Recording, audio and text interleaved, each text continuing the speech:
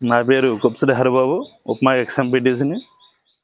గత రాత్రి సుమారుగా 10 గంటల టైంలో నక్కపల్లి గవర్నమెంట్ హాస్పిటల్లో 22 మందికి ఇంజెక్షన్ చేయడం వల్ల తీవ్ర అస్వస్థతకు గురయ్యారు. విషయం తెలుసుకుని వెంటనే అక్కడికి వెళ్ళడం జరిగింది.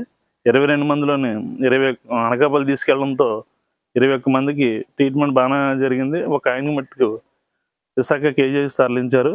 ఆయన పరిస్థితి కూడా బాగానే ఉంది. మెడికల్ డిపార్ట్మెంట్ మొత్తం ఆ నక్కపల్లి హాస్పిటల్లో ఎందుకు ఇలా జరిగిందనేసి ఆరా తీసి వెంటనే అధికారుల మీద చర్యలు తీసుకొస్తున్నారు.